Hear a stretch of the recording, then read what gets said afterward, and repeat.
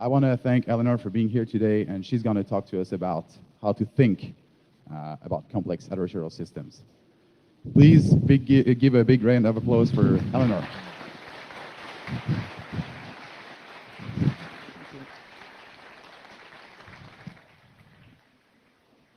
Thank you very much. It's been a lot of fun so far, and I'm really looking forward to the rest of the conference as well. So I'm gonna talk for a while. We should have some time for questions at the end. If you have, because a lot of what I'm talking about is theory, if there is something where you want an example, call out now. Everything else, hold it to the end, but if you want an example for something that I'm saying, because I forgot to give one because I spend too much time in this space, then just shout out. So we talk a lot about specific systems and specific problems and specific software stacks, but what we don't end up speaking that much about is kind of the meta level, about thinking about the larger scope of the problem. If you want your work to scale, whether or not you are a defender or an attacker, you need to think about that stuff. You know, you need to think about the larger structure of the problem. Now, most of the time, I really only speak to defense. That is where my background lies. That is basically where most of my interest lies. But actually, when you're looking at adversarial systems, it actually doesn't make that much difference. There's a lot more symmetry to the problem structure than we normally think about. So I'm going to start with some definitions. I will try and keep these brief, but I think it's kind of useful to set the stage a little bit for the scope of what I'm talking about and for the way I think about security. So security is the set of activities that reduce the likelihood of some adversary frustrating some set of users, right? You will notice that computer does not appear anywhere on this slide. That is because security is not actually about computers. We were slightly misled when they called the field computer security, but the basic issue is that what we care about is outcomes for humans in the world, right? That is why we do all of these things. And when you think about the security problem from the humans down instead of from the bits up, you end up looking at the problem pretty differently. Among other things, you realize that security is just another property of systems, right? Like performance, like reliability, et cetera. It's just another thing that comes out of systems. And it can only be evaluated in context. You know, if you talk about, is this system performant? Well, I don't know. What are you trying to do with it? You know, well, I've got one box and it can send 100 emails a minute. Cool, great. You're trying to run all of the mail for a Fortune 50 through it. No, you have a problem. So security is in the same place. So when we talk about complex systems, we are talking about here systems that are mostly created by composition from smaller individual nodes. If you're familiar with kind of the terrain of the complex systems conversation, this is the Annapolis systems, complex systems model, not the Santa Fe strange attractors model. We're talking about systems where you can analyze the individual components, but not necessarily the outcome. So socio-technical systems are all systems that we care about for security. Really, socio-technical systems are all systems that we care about because if someone cares about them, there is a person involved in the system. Socio-technical systems can still be analyzed in structured and rigorous ways. You can look at social scripts, you can look at behavior, both in, at scale and at individual levels, but they are significantly weirder than like purely mathematical or purely technical systems for basically all of the reasons of people are weird. So when we talk about adversarial systems, and all adversarial systems are socio-technical, we are talking about systems where you have multiple actors in the system who have conflicting goals. Again, this is almost all systems, right? There are almost always multiple actors in any real-world system, and there are almost always going to be goal conflicts if you have humans involved in a system. So this is kind of an exploration of a space of thinking, and I do not want anyone to come away from this with the idea that like, oh my God, there are all of these things that I'm not thinking about when I'm securing my relatively small startup network. This is not what this talk is about. This talk is about tools for thinking at scale. If you are in a position to start bringing some of these things into your work, wonderful. They can shape the way you think about things. They can make it easier to do work. They can prompt you to do stuff. This is not a talk about you must be doing all of these things before you are, sort of getting out the door. Get the basics right first, then start thinking bigger. So, on to the lessons. Absent luck, you're going to get a lot of otter gifts. I decided that was my theme for this talk. You're going to get ridiculous, cute animals. So, absent luck and a few other things around starting conditions, all adversarial situations are resource conflicts fundamentally. If you have kind of two equal parties that have completely identical starting positions, and like if you look at chess, okay, they're not technically completely identical. They're very close to identical. They're closer to identical than we ever get. If you have two very similar starting positions, they both play by the same rules, right? There isn't a structural advantage for one side over the other. There's a structural difference between the way the two sides interact. But if you take a chessboard and you give one side 20 pawns and one side none, then the side with the more pawns is probably going to win the game, right? It is a resource conflict when other things don't interfere. Now, not all resources are interchangeable. If you have a terrain advantage, if one side is trying to fight uphill into the sun and the other side is fighting downhill, that is not necessarily something that you can just turn into, oh, well, it's the equivalent of this many more people, right? You can look at that in a context of statistical outcomes, but the shape of the way those conflicts move are going to be very different. They're not commensurate resources. So money and person hours tend to be, though, right? You can trade money for time. You can trade time for money. In many contexts, that actually works fairly well. When we are building systems, A, we need to understand the resources that we're actually using, the resources that are actually in play. B, our goal in system building in an adversarial context is to build asymmetric problems for our adversary, right? You never want to pick a fight that is easy for you, or that is easy for your adversary and hard for you. We don't actually understand the resource balance between attack and defense in computer security. This is actually really kind of fascinating to me, the depth to which we don't understand it. All of us, if you've been working for a while, probably have some degree of intuition about resource balances in specific regions of the problem space that you've seen. Like you have a pretty good idea that, if the problem space is Mossad and your grandmother's going to get Mossaded very quickly, and it doesn't really matter. Like it's not going to take the Mossad agent 10 times as much time as it is, to own your grandmother. It is going to take her to defend, even if your grandmother used to work at Bletchley Park and is, it's a scale problem. But there's a lot of really interesting work coming out that's looking at like the economics of vulnerabilities at scale, right? And for instance, can you actually force an adversary into depleting a zero-day pool over time? And while for small networks, we currently, things currently seem to be fairly defender biased or attacker biased, it's not clear that that's actually as true at scale as we think. So there's a lot of interesting research to follow there. So intuition.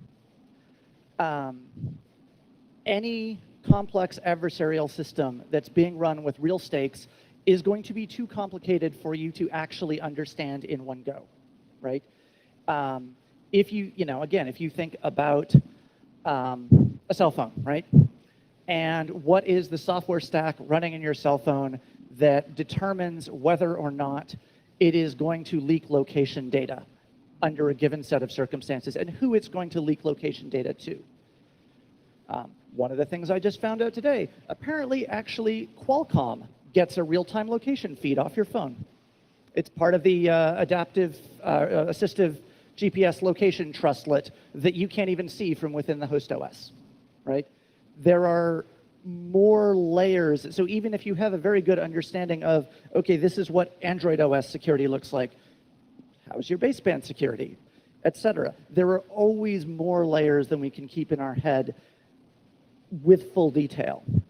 Rigor helps, right? You can write down the list, okay, these are all of the possible channels, et cetera. You can kind of go through it. But you probably don't have time to do this work rigorously in the field, right? Sometimes you do, but a lot of what you need is intuition to guide that. Intuition comes from breadth of experience, not depth of experience. One of the single best things that you can do to improve your intuition for how systems work is go look at more and more examples of systems. One of the things that was, while the work was sometimes incredibly boring, I spent probably the first 8 years of my career mostly doing application review, doing code audits. And that meant that every 2 weeks I got a completely new system to sit down with and stare at until it made sense. And I didn't have time to read all the code. You know, you never have enough time for the actual scope of the audit. So you get very good at learning new systems quickly. And that is where the intuition for, okay, I'm staring at a thing, what are all the channels, right? What are the interesting ones?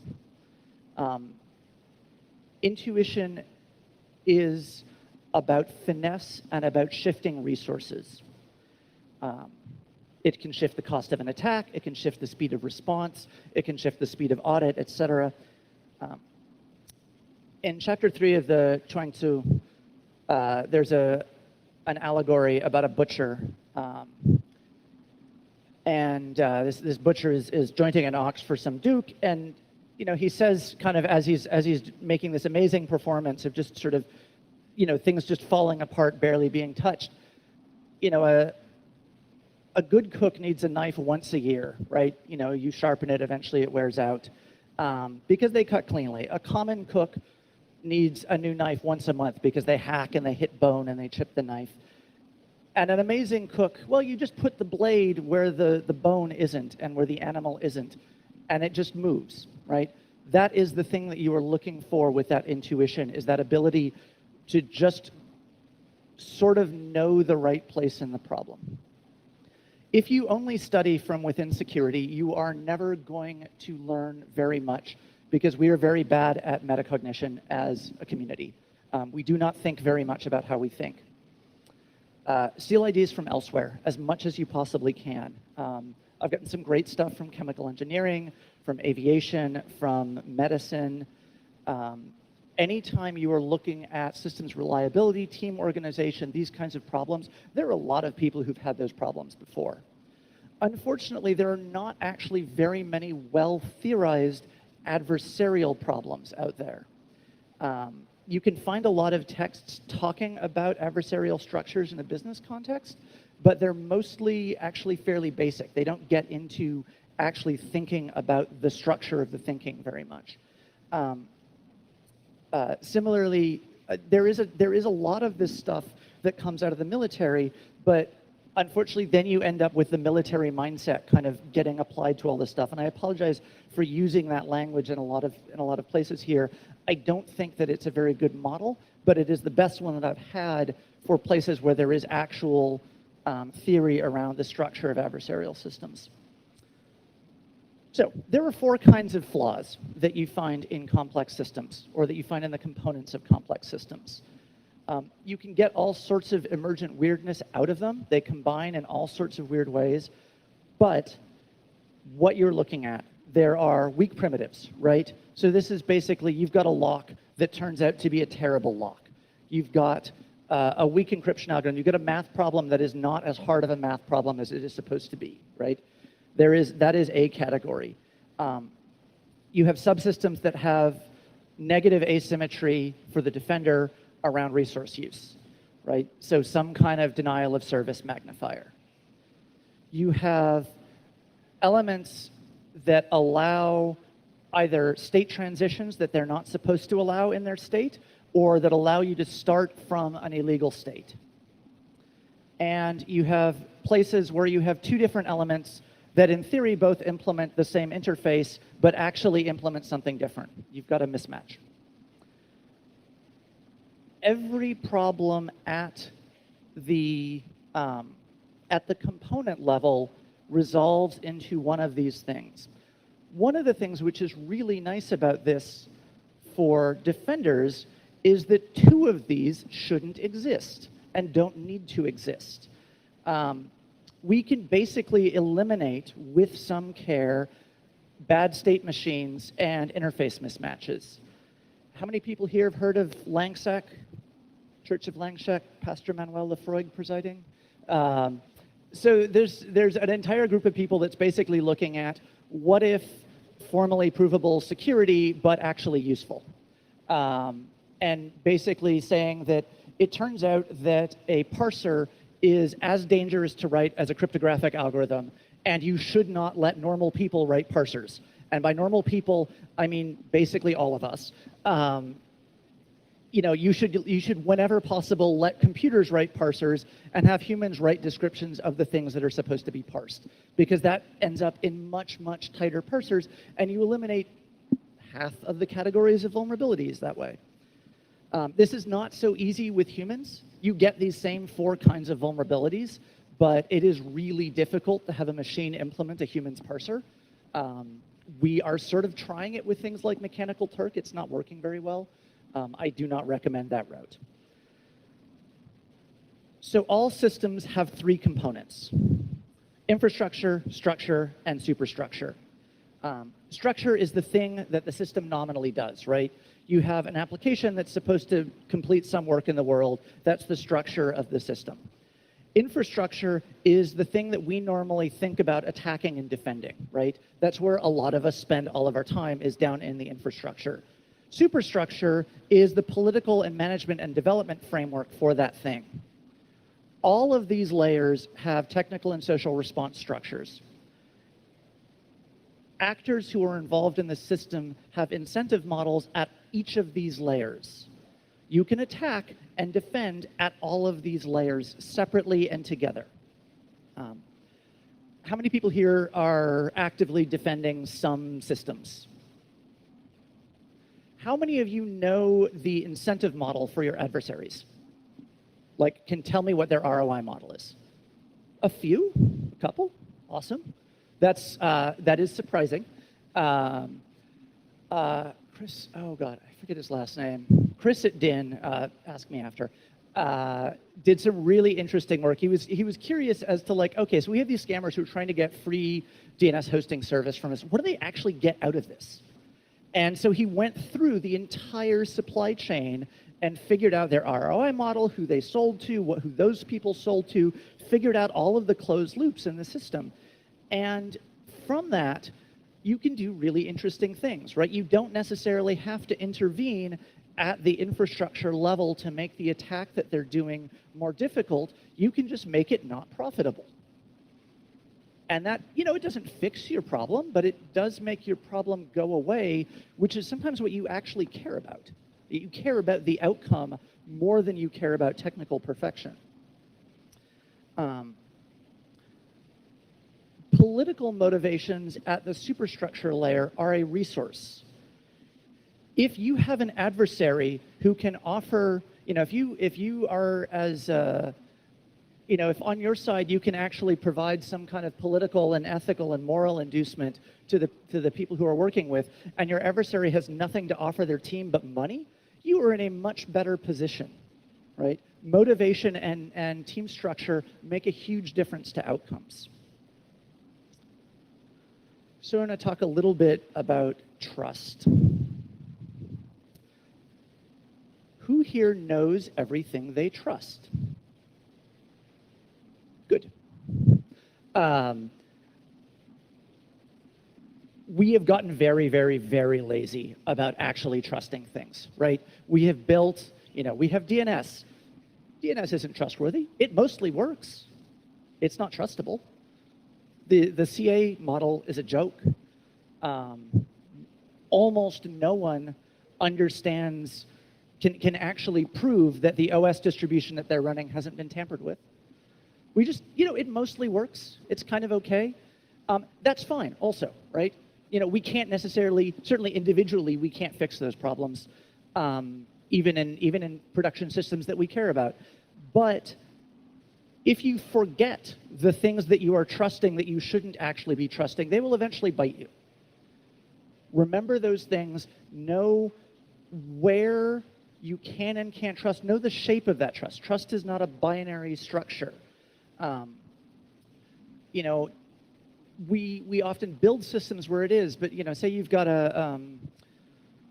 you're a big company and you've got a bunch of fairly confidential sales data that traveling salespeople need to pull down, right? Somebody asks for 1,000 confidential data sheets and they're sitting at their desk on a company-controlled PC. Cool, give them.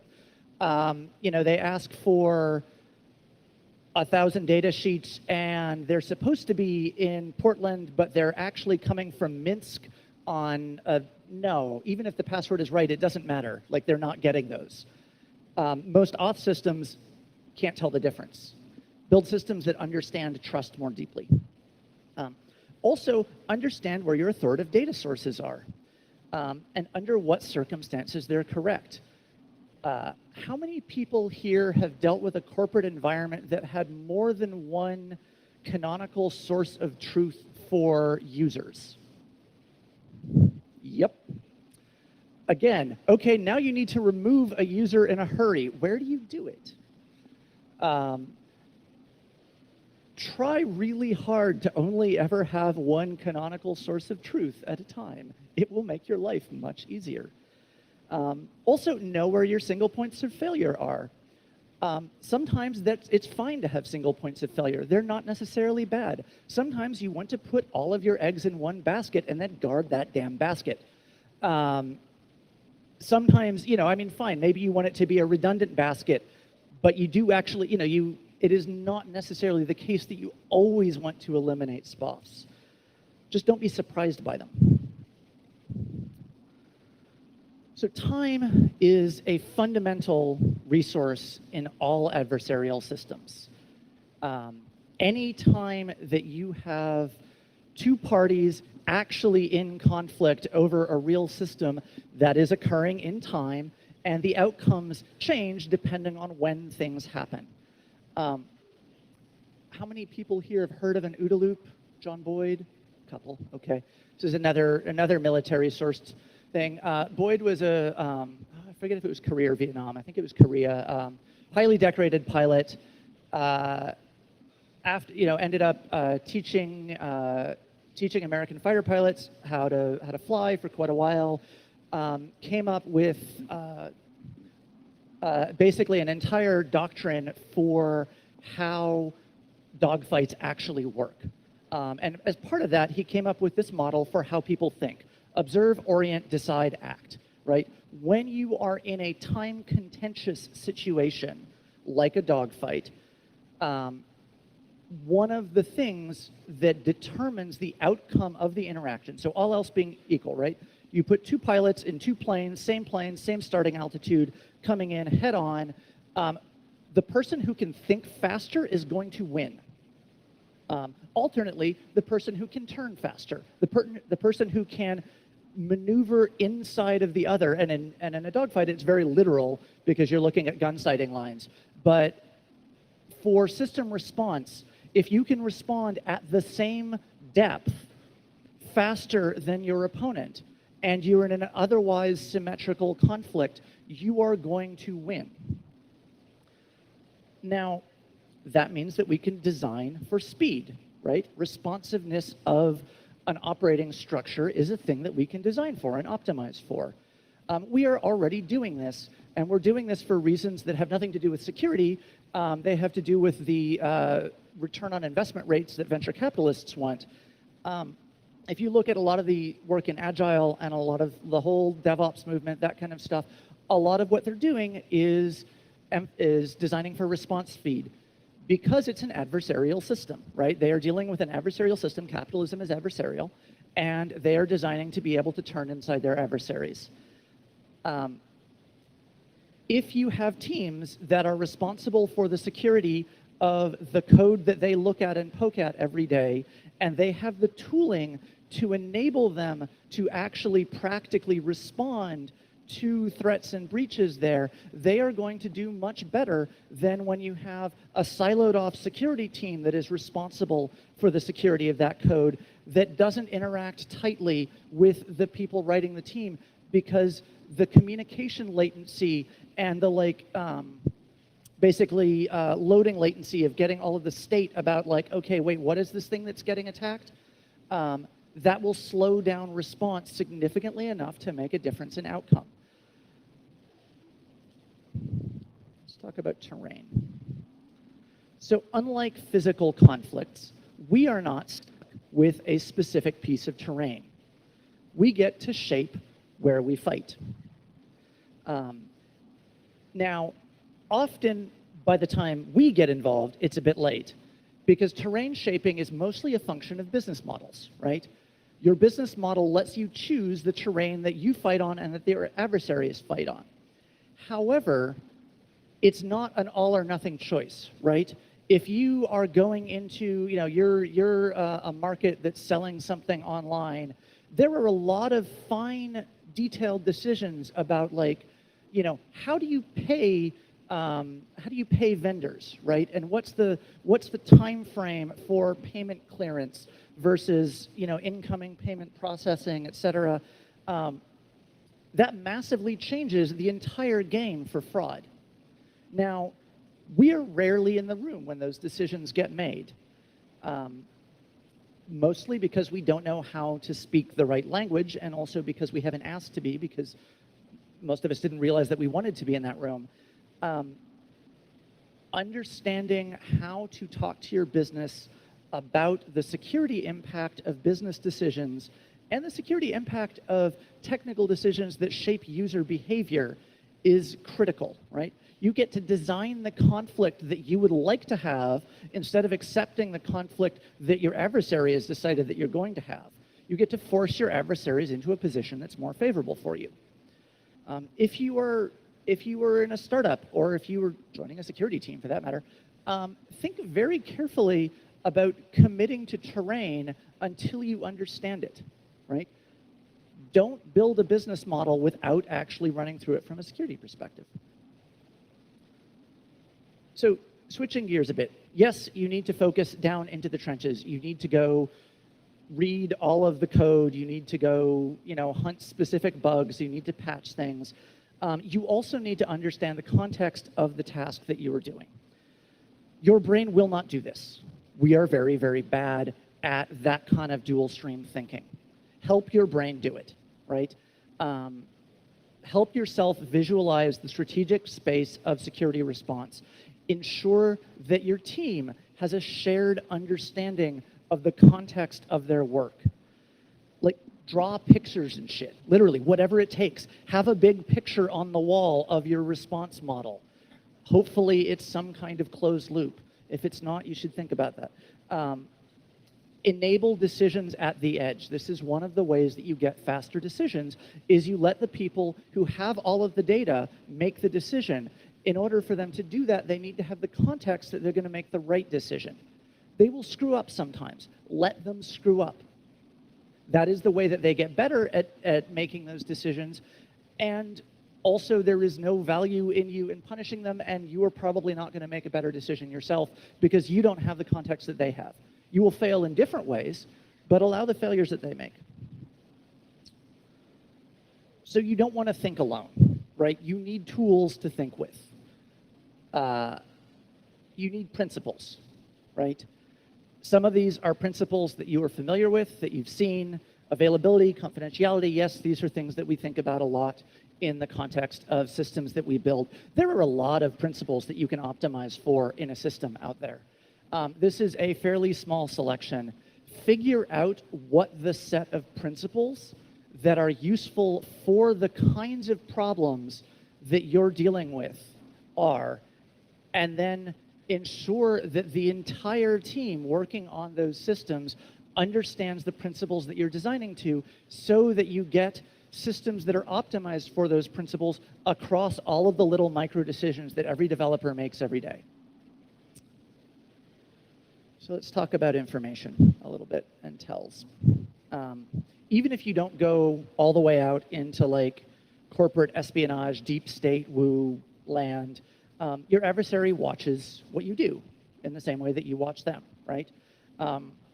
If you run a website and it's got accounts and you've got somebody trying to take over those accounts because they have some monetization model, and you've been checking in the logs and you've started tracking down a few adversaries and you start blocking them, then they're going to notice, like, oh yeah, I've just lost access to 50,000 accounts that I had cracked into, and then they're going to change strategies, and that's fine. This is the process fight, right? It is not a single static point. It is a process, but maybe you don't want to just act. Maybe instead you'd like to explore what their response is, right? Go up a level and try and actually model, like, okay, how fast is this guy responding when I change something, right? So you do a bunch of little tweaks that don't actually, that aren't likely to lose you access to the adversary, right? You don't tweak on any of the signals that you're actually using to find the adversary. You send some fake signals that they'll react to, and then you watch their reaction pattern, and you learn some interesting things about how your adversary is moving through this space. Maybe you'd like to train your adversary to do something that's more useful, right? You've got two kinds of accounts. You've got high-value accounts and you've got low-value accounts. And you know that you can't get rid of ATO entirely because of like various things about behavior in your user base. So you're going to train your adversaries that if they go after high-value accounts, you destroy everything they've got. And if you go after low-value accounts, you ignore them and mostly just revert the stuff that they did, but you let them keep some access, right? And so you train your adversaries into who they can touch. Is that great? Probably not. Like, that's not the relationship that you might like to have with your users. Is it better than just letting the adversaries get more access and do more harm? Yeah. You don't have to play a single game here. Attackers, remember that you have infrastructure too. If you do offense, you still have things to defend. Don't forget to patch it. Don't write bad code because you think that, in your exploits, because you think that you don't have anything to defend. Defenders, remember that they're going to totally forget to do this. Their adversary will be, their infrastructure will be really, really bad. You can probably knock it over by blowing on it. Don't do anything which is a felony, but, be aware that the systems that are attacking you are also systems. So, stuff will break. Things breaking is a reality.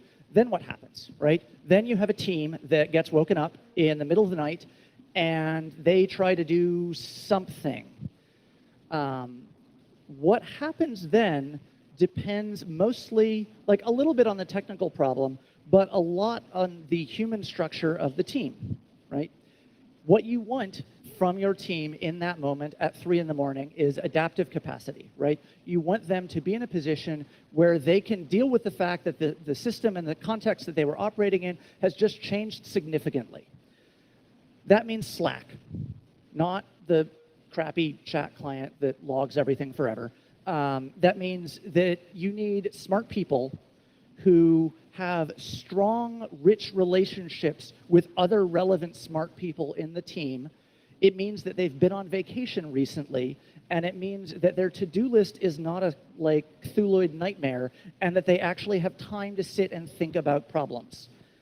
If you are running all of your development teams and everyone who might be involved in response at 100%, you have no adaptive capacity. That is a very, very dumb risk analysis decision. Also, it will burn out your employees, and hiring is way more expensive than you account for. So build in Slack. Build in Slack because it is a security, it is a critical security issue if you do not have Slack in your system. Measuring Slack is really, really difficult.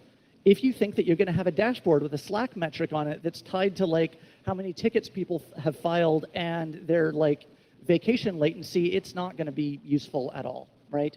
This is a thick property.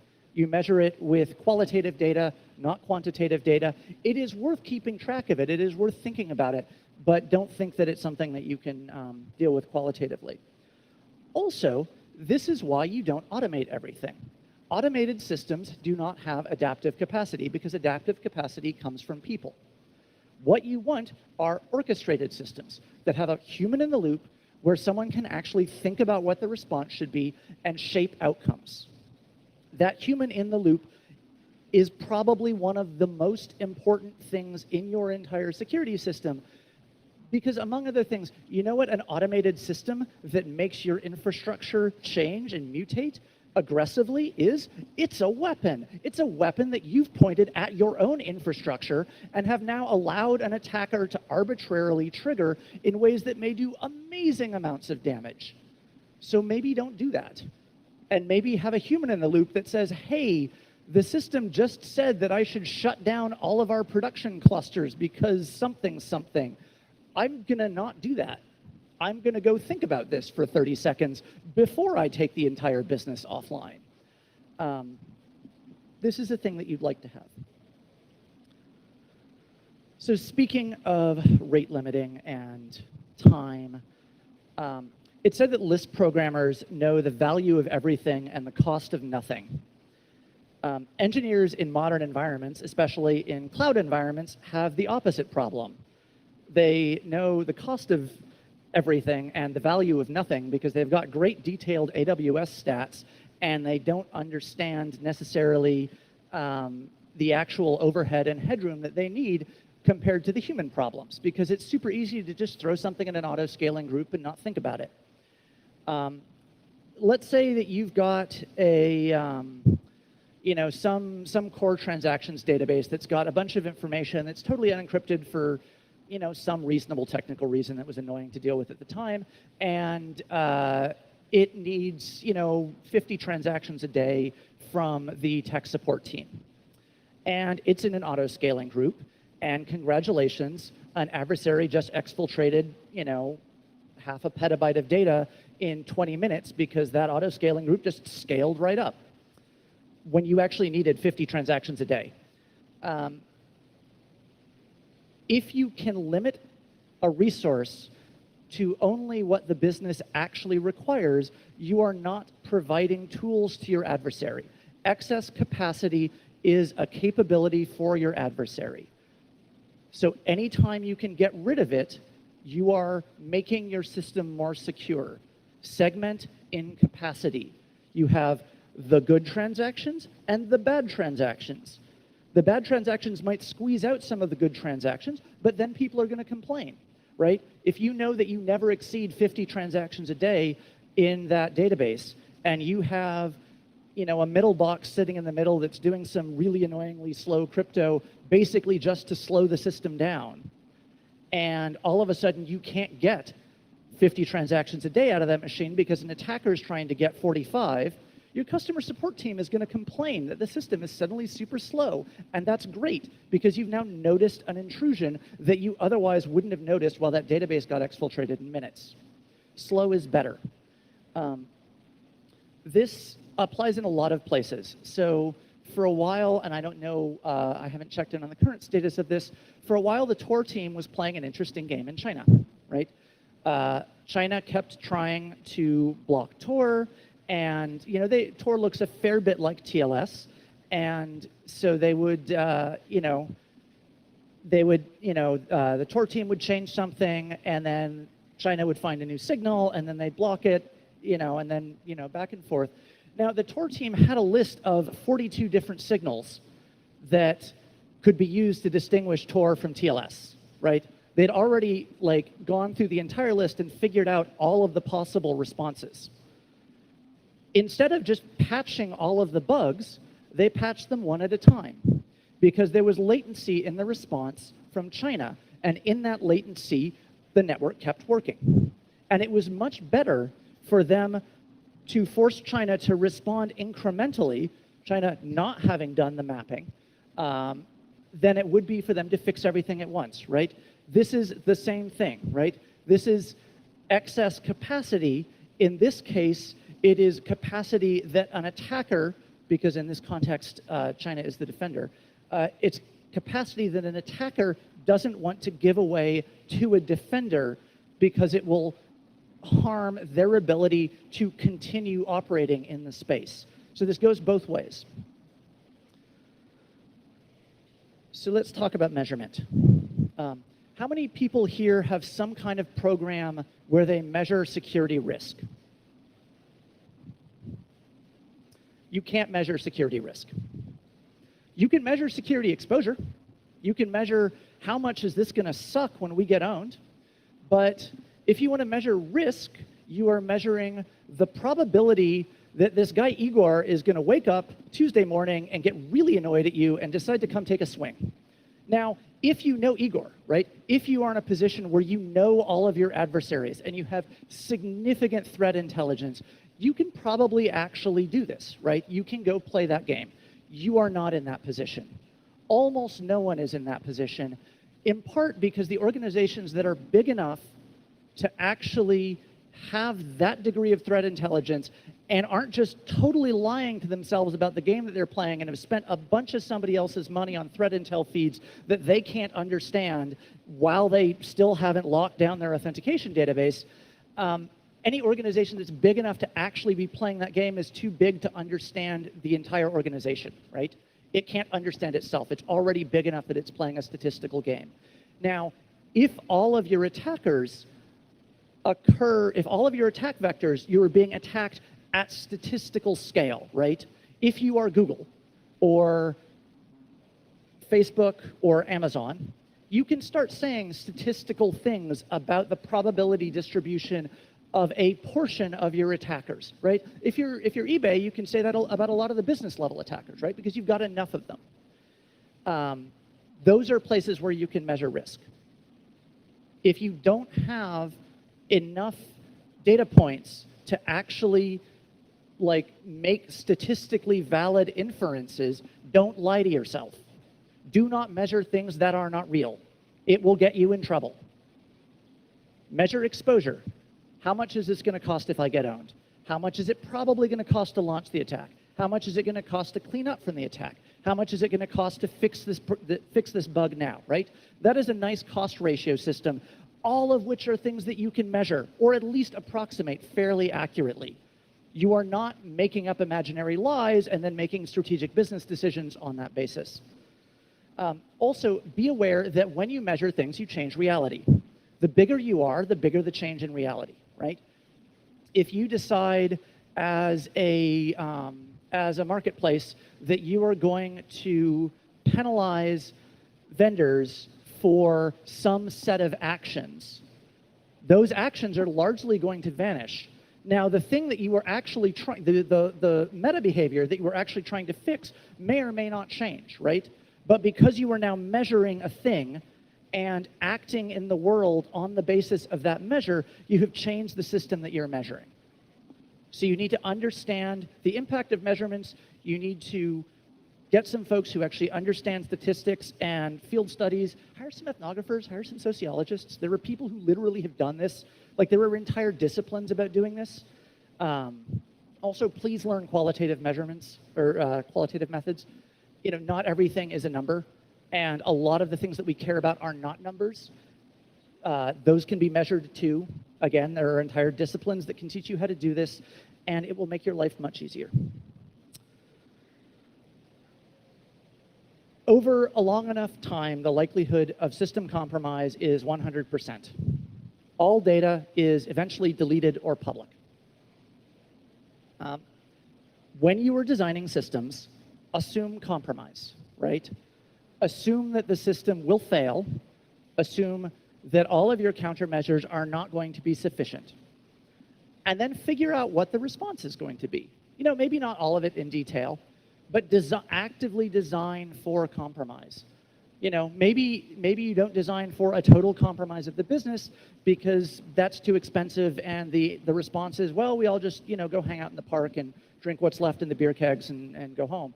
That's fine. That's a response. But any computer that you have is probably eventually going to get compromised. So you can't have a computer that can't be compromised. And you need to think about what happens with every individual technical system and every individual process, every individual business process that you operate, and have thought about how you want to design for that thing failing.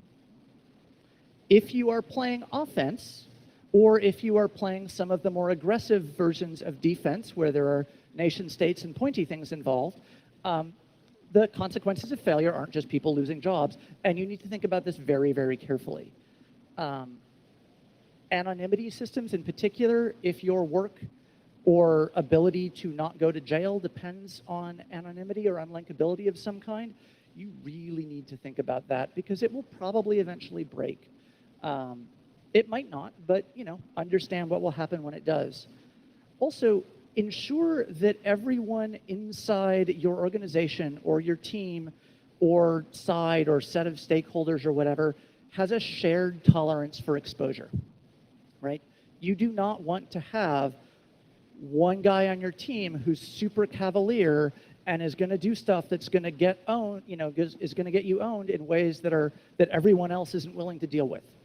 You need to actually agree on this. This is a fundamental business strategy choice, is making sure that everyone has at least, compatible understandings, compatible tolerances for exposure, and has talked about it explicitly and understands how to evaluate their own exposure tolerance.